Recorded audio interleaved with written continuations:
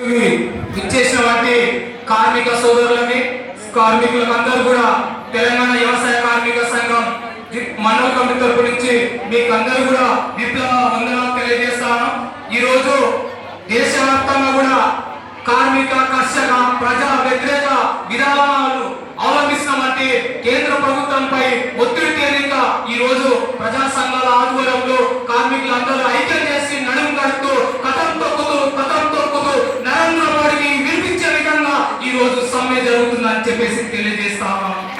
ఈ రోజు ఈ యొక్క నరేంద్ర మోడీ 2014లో వచ్చినప్పటి నుంచి ఈ రోజు మొత్తం కూడా ప్రజలను కానీ రైతులను కానీ వాళ్ళ మీద చల్లని చట్టాలు చేసుకొచ్చి వాళ్ళు బతుకుదలు చూపించమంటే ఆ బతుకు పైన నిప్పులు చల్లే విధంగా ఈ నరేంద్ర మోడీ చట్టాలు చేయడం జరుగుతూ ఉంది.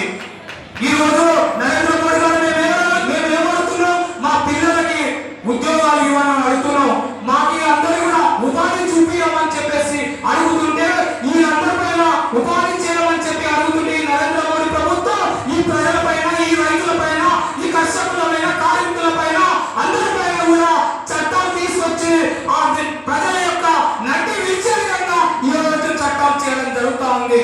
ఈ రోజు అంగన్వాడీలు సమస్యలు లేవా, గ్రామ పంచాయతీ వర్గాలకు సమస్యలు లేవా, అందరికీ సమస్యలు ఉన్నాయి. ఆ సమస్యల కోసం కేంద్ర రాష్ట్ర ప్రభుత్వాలు అందరూ కూడా సమస్యలు పరిష్కారం చేయాలని చెప్పేసి ఈ ఓట్లేసి గద్దెలెక్కిస్తే మనకు అందరూ కూడా సమస్యలతో సతమతం అవుతుంటే చూస్తూ నవ్వుతున్నారు తప్ప మన కష్టాలు పట్టించుకోవడం లేదు ఈ ప్రజా ప్రతినిధులందరూ కూడా.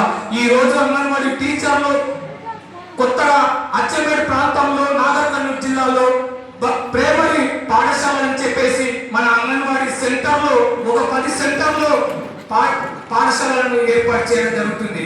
ఆ పాఠశాలతో పాటు ఒక టీచర్ పెట్టి వాళ్ళు కూడా పని ఒత్తిడి గురి చేసే విధంగా ఈ రోజు ఈ యొక్క ప్రభుత్వం చేస్తా ఉంది. కాబట్టి ఇలాంటి సమస్యలు చాలా ఉన్నాయి. ఆ సమస్యల కోసం ఈ నరేంద్ర మోడీ పైన మన అందరూ